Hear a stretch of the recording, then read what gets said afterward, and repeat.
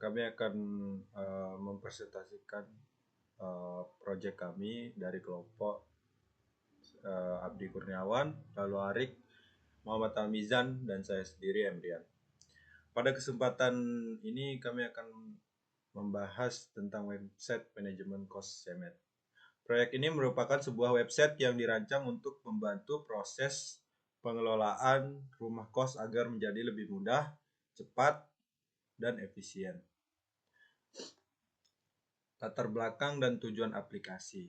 Latar belakang dari pembuatan website manajemen kos Semet adalah karena pengelolaan data kos yang masih dilakukan secara manual sering menimbulkan berbagai kendala seperti kesulitan mencatat data penghuni, status kamar, dan pembayaran.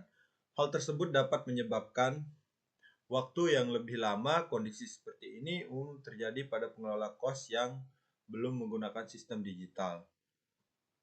Oleh karena itu, kami mengembangkan website ini dengan tujuan untuk 1. Mempermudah pengelolaan data kamar dan penghuni. 2. Mempermudah proses pencatatan pembayaran. 3. Menyediakan informasi status kamar secara cepat. Membantu admin mengelola seluruh data dalam satu sistem berbasis web sehingga lebih efektif dan efisien. Penutup. Demikian penjelasan dari saya mengenai perkenalan kelompok serta latar belakang dan tujuan aplikasi. Selanjutnya materi akan dilanjutkan oleh rekan saya mengenai teknologi yang digunakan dan desain sistem. Terima kasih. Arsitektur teknologi yang kami gunakan sebagai fondasi website manajemen website kos Semet ini. Manajemen kos Semet ini. Yang pertama, kami menggunakan Laravel Portmob dengan dukungan Laravel StartKit. Laravel kami pilih secara sadar karena reputasinya yang luar biasa dalam komunitas web developer. Portmob ini menawarkan performa yang cepat, struktur kode berbasis MVC yang rapi, serta efisiensi tinggi dalam pengembangan. Yang kedua, untuk menjamin keamanan data internal kos, kami menerapkan sistem akuntansi bawaan. Dengan fitur ini, seluruh halaman sensitif terproteksi dengan aman, sehingga hanya akun pengelola atau admin resmi saja yang diberikan hak akses untuk mengelola database. Yang ketiga, pada bagian penyimpanan data, kami mengimplementasikan basis data relasional melalui struktur tabel yang saling terhubung. Data admin, data kamar, data kos, dan riwayat transaksi pembayaran. Ini dapat terdeteksi secara sinkron tanpa adanya risiko duplikasi atau tumpang tindih data. Sekarang kita akan melangkah ke poin keempat, yaitu desain sistem dan implementasi data pada website Semet yang telah selesai kami bangun. Secara arsitektur, database dan logika aplikasi website Semet ini dirancang untuk menangani identitas penting secara berkesinambungan. Mari kita bedah bagaimana struktur data bekerja di dalam sistem kami. Yang pertama, identitas manajemen pengguna atau admin. Di sini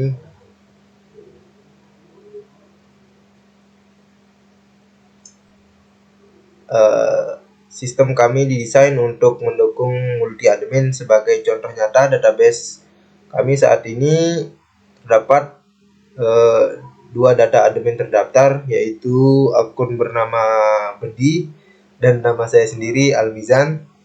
Fitur ini memungkinkan kolaborasi pengelolaan jika kos memiliki beberapa penjaga atau pengelola. Yang kedua, di sini ada data kamar kos.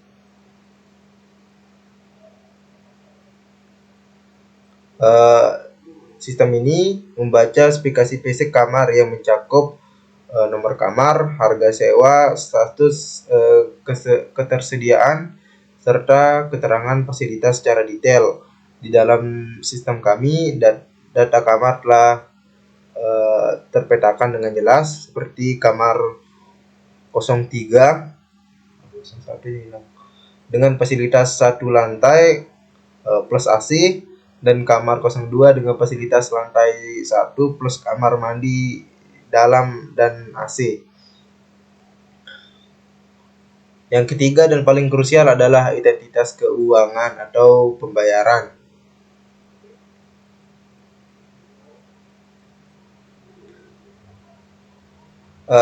Desain sistem yang kami buat ini mencatat secara rinci nama penyewa, nomor kamar yang dihuni, durasi sewa, misal di sini saya taruh 12 bulan, hingga nominal yang dibayarkan. Data real sistem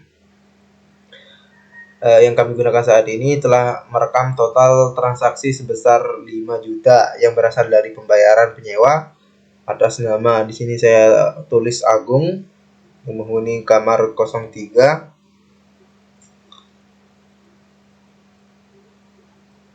dan Rian sebesar 3 juta. Terhubung langsung ke dashboard ini. Nah, ketika sudah kita input, maka pembayaran akan otomatis masuk ke sini.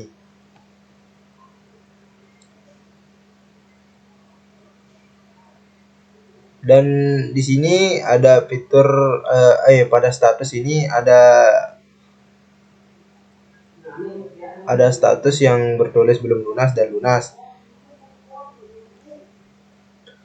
Paparan struktur mengenai latar belakang teknologi hingga desain sistem ini menjadi fondasi utama dari website Semet.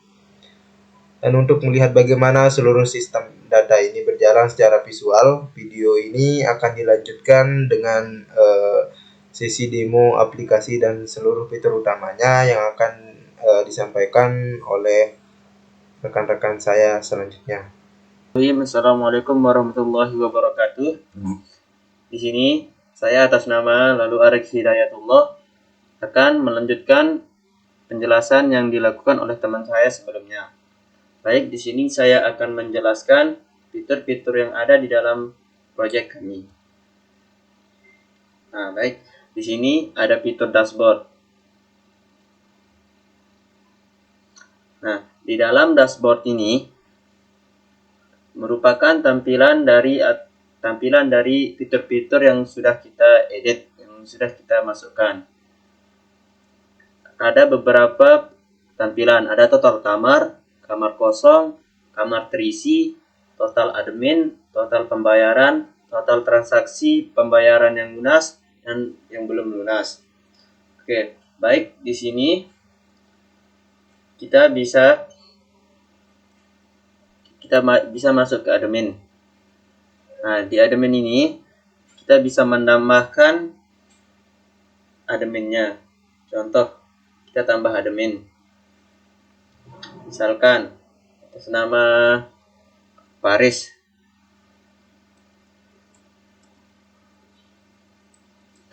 Nah, lalu kita masukkan email.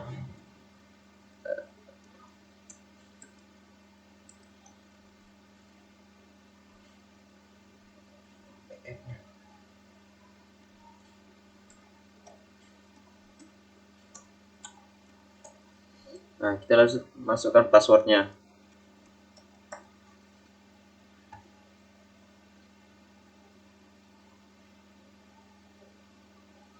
Nah, otomatis di sini akan bertambah adminnya. Kita kembali ke dashboard. Nah, di dashboard ini total admin bertambah karena kita sudah masukkan satu admin tadi. Nah, dan di admin ini kita bisa mengeditnya juga. Misalnya kita edit yang Arik ini. Nah, kita edit email atau namanya. Misalkan kita edit ya, pakai Arik 123. Kita update. Nah, otomatis di sini akan berubah. Dan kita juga bisa menghapus admin. Contohnya, kita tekan hapus.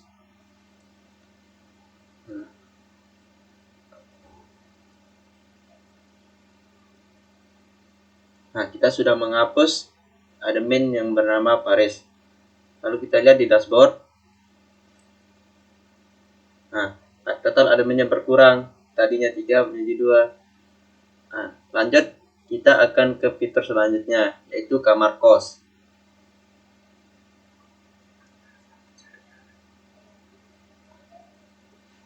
Nah, di dalam kamar kos ini kita bisa tambah kamar, kita bisa edit, kita bisa hapus.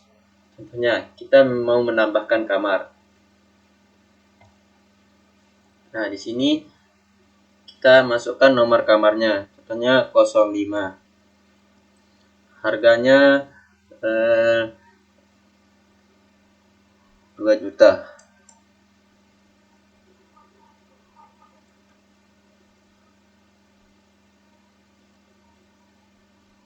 Nah, statusnya kita bisa pilih status kosong, apakah kosong atau terisi. Nah, keterangannya kos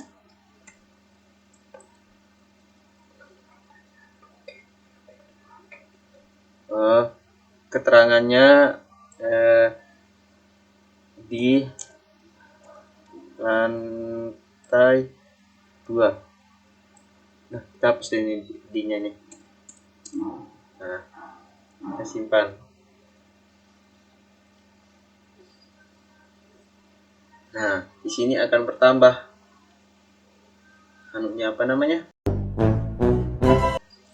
kamar kosnya, harga yang 2 juta di lantai 2. Otomatis juga di dashboardnya ini akan bertambah kamar yang kita punya. Tuh, kamar terisi itu total kamar bertambah jadi 3. Kita juga bisa menghapus kamar, misalkan kamarnya rusak kayak gimana. Nah, kita klik hapus. Nah, kita hapus nih. Nah, maka kamarnya akan hilang di dashboard. Kita juga bisa mencari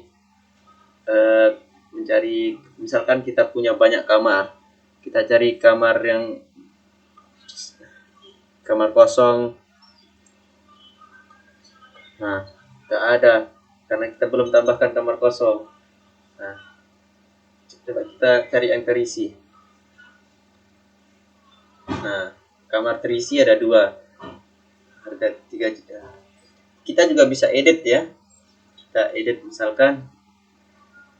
Nah, misalkan ini pemilik kosnya udah selesai kan, kita bisa edit menjadi kosong. Nah, kita update.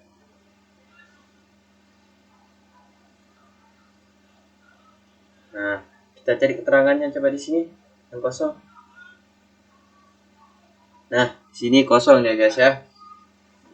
Nah, lanjut kita ke fitur selanjutnya. Coba kita lihat di dashboard dulu. Nah, di sini total kamar kita ada 2 tadi kan, 1 kosong dan 1 terisi. Nah, seperti itulah teman-teman. Nah, kita lanjut ke fitur selanjutnya, pembayaran. Nah, di sini kita bisa edit status pembayarannya. Nah, di sini juga kita bisa lihat mana yang lunas dan mana yang belum lunas. Nah, kita juga bisa tambah pembayaran. Kiranya ada yang baru masuk, kita bisa tambah pembayarannya. Contohnya di sini, misalkan ada yang nyewa atas nama Agus. Nah, nomor kamar 09. Bulannya 12 bulan.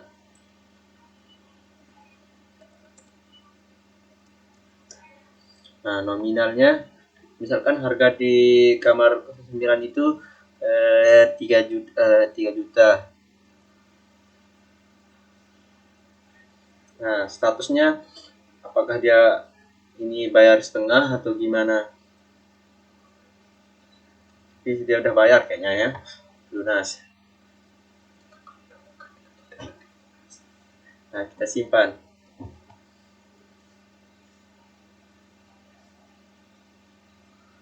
Nah, di sini nama penyewa Agus sudah muncul, nomor kamar 09, 12 bulan, 3 juta. Di sini juga kita bisa edit. Misalkan dia apa namanya? Belum lunas lah. Nah, di sini dia bayar, misalkan di sini dia bayar 2 juta, sedangkan harga kamarnya itu 3 juta. Di sini kita kasih keterangan belum lunas. Kita update. Nah, inilah teman-teman, ya belum lunas. Di sini juga kita bisa cari ya. Misalkan kita udah punya kita punya kos-kosan 100 pintu. Nah, kita carilah salah satunya. Jadi, kita ketik saja siapa yang kos. Contohnya kayak Agus. Nah, coba. Tuh, dia muncul ya, Agus. Nah, disitulah fitur-fitur kita teman-teman. Nah, di sini juga kita bisa hapus teman-teman. Kita bisa hapus apa namanya ini?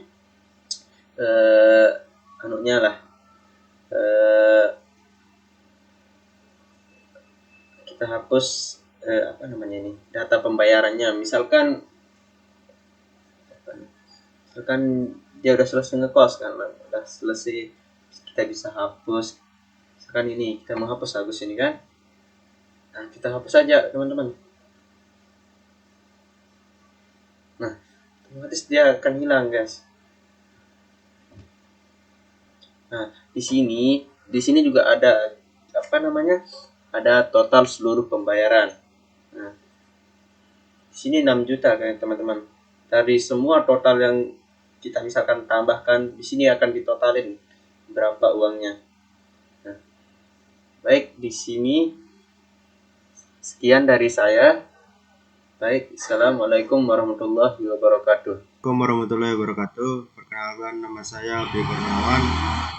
Nah, di sini saya akan melanjutkan presentasi dari rekan saya yang sebelumnya. Nah, di sini saya akan menjelaskan kendala yang dihadapi serta solusinya. Nah, selama proses pembuatan aplikasi manajemen kos ini, kami mengalami beberapa kendala, yaitu kendala yang pertama adalah konfigurasi Laravel, Livewire, dan Plug yang sempat mengalami error pada routing dan tampilan halaman. Nah, solusi yang kami lakukan adalah memperbaiki konfigurasi route, layout, serta melakukan pengecekan kembali pada struktur folder dan file.